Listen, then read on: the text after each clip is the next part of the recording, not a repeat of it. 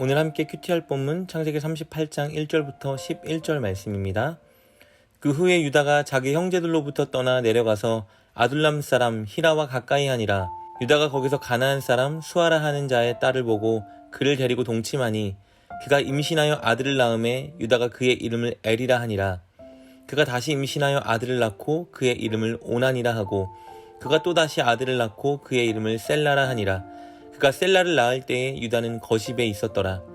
유다가 장자 엘을 위하여 아내를 데려오니 그의 이름은 다말이더라. 유다의 장자 엘이 여호와가 보시기에 악함으로 여호와께서 그를 죽이신지라. 유다가 오난에게 이르되 내 형수에게로 들어가서 남편의 아우된 본분을 행하여 내 형을 위하여 씨가 있게 하라. 오난이 그 씨가 자기 것이 되지 않을 줄을 알므로 형수에게 들어갔을 때에 그의 형에게 씨를 주지 아니하려고 땅에 설정하매 그 일이 여호와가 보시기에 악함으로 여호와께서 그도 죽이시니 유다가 그의 며느리 다말에게 이르되 수절하고 내 아버지 집에 있어 내 아들 셀라가 장성하기를 기다리라 하니 셀라도 그 형들같이 죽을까 염려함이니라. 다말이 가서 그의 아버지 집에 있으니라. 아멘. 오늘 우리가 살펴볼 본문 창세기 38장은 요셉의 이야기를 잠시 멈추고 요셉의 형 유다의 이야기에 집중합니다.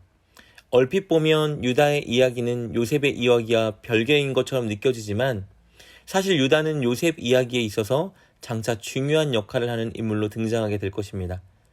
그리고 유다 가족이 겪는 일은 머지않아 요셉이 겪는 일들을 암시해 주기도 합니다.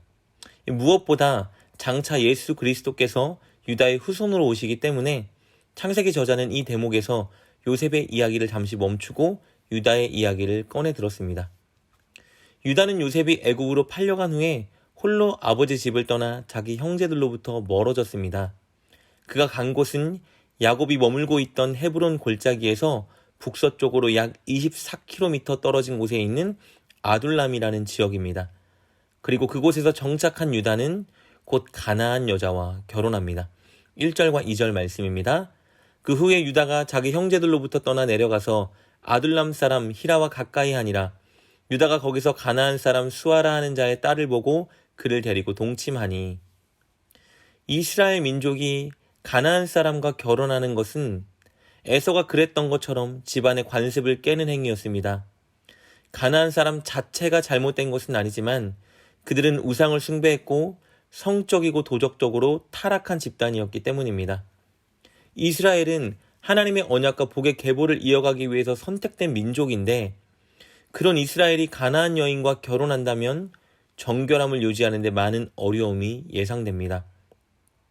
그러나 유다는 이렇게 독자적으로 자기 마음에 드는 가나안 여인을 취해 결혼했습니다.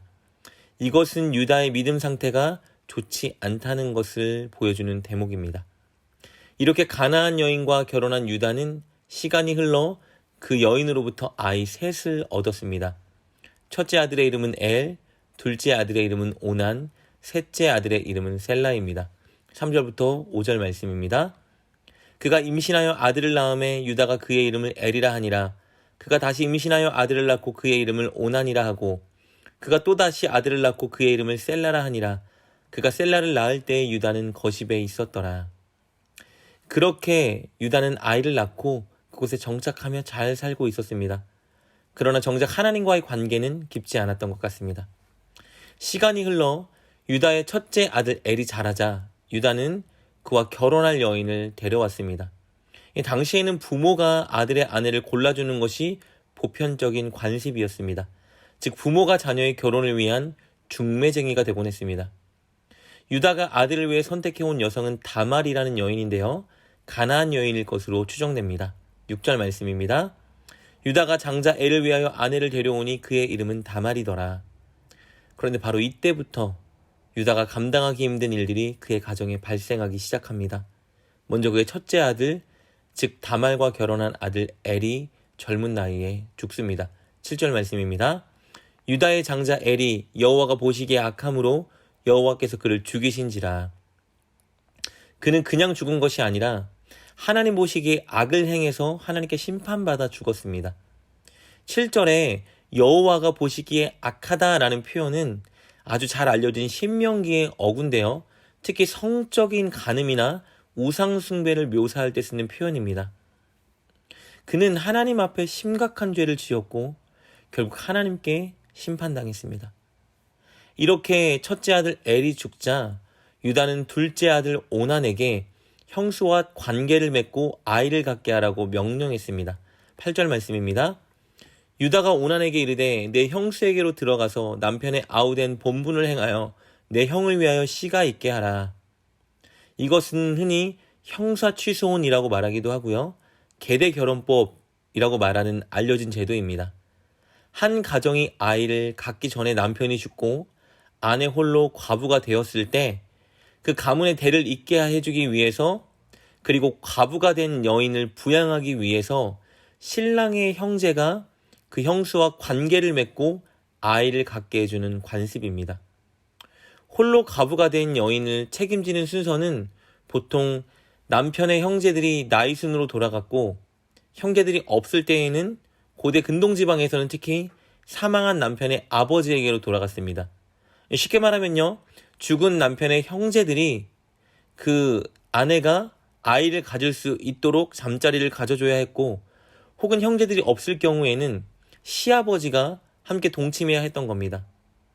유다는 관습대로 둘째 오난에게 형수를 책임지고 아이를 낳게 하라고 명령했습니다. 그런데 오난이 형수를 데리고 성적으로 즐기기만 할 뿐 형수가 아이를 갖지 못하게 만들기 위해서 고의적으로 체외 사정을 했습니다. 우리 9절 말씀입니다. 오난이 그 씨가 자기 것이 되지 않을 줄 알므로 형수에게 들어갔을 때에 그의 형에게 씨를 주지 아니하려고 땅에 설정하매. 땅에 설정했다는 말을 원어로 보면요. 형식에 있어서 오난이 그저 한두 번 그렇게 한 것이 아니라 관계를 할 때마다 지속적으로 땅에 설정했음을 보여주고 있는 표현입니다.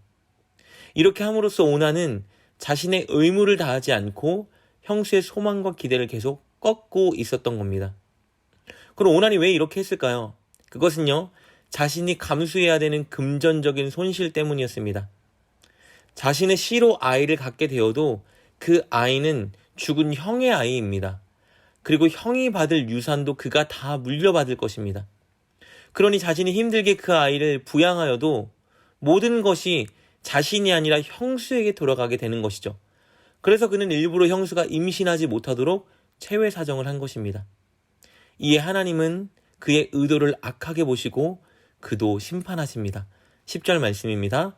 그 일이 여호와가 보시기에 악함으로 여호와께서 그도 죽이시니 유다는 졸지의 아들 둘을 잃어버렸습니다.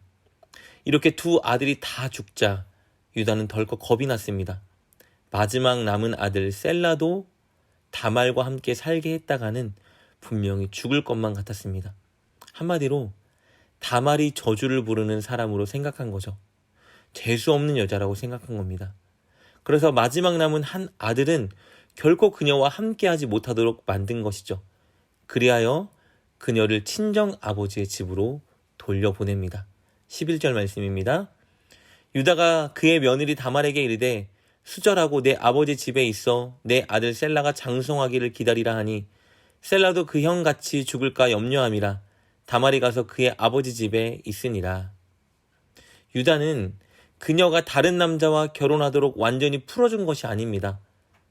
남은 아들은 주지 않으면서 그녀를 과부로 묶어둔 채 친정으로 보낸 것이죠. 기다리라는 핑계는 냈지만 유다는 그녀에게 마지막 남은 아들 셀라를 줄 마음이 없었습니다. 이것은 다른 사람과의 결혼도 막고 보살펴줄 남편이나 아들을 얻을 기회도 없게 만들어 다말의 미래를 위태롭게 만드는 행위였습니다. 유다는 어리석게도 자기 아들들이 심각한 죄를 지어 하나님께 심판받은 탓을 다말에게 돌리고 있었습니다. 다말이 불운을 부르는 속된 말로 죄수 없는 여자이기 때문에 그녀와 함께한 아들들이 죽었다고 생각한 것입니다. 그러나 그렇지 않죠. 다말이 불운을 부르는 속된 말로 재수가 없는 여자여서가 아니었습니다.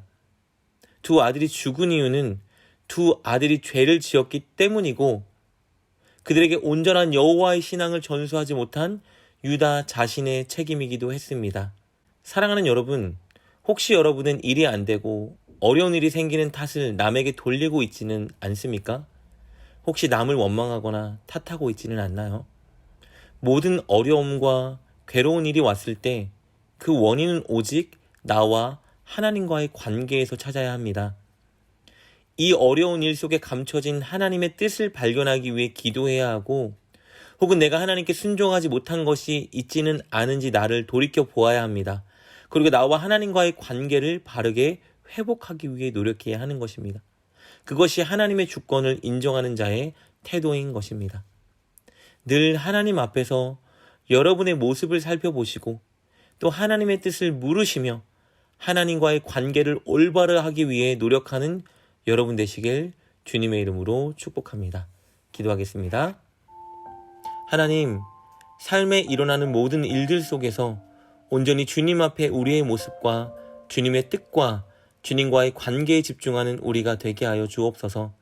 남을 탓하거나 원망하지 말고 오직 하나님의 뜻을 발견하여 순종하는 우리가 되게 하여 주옵소서. 예수님의 이름으로 기도드립니다. 아멘.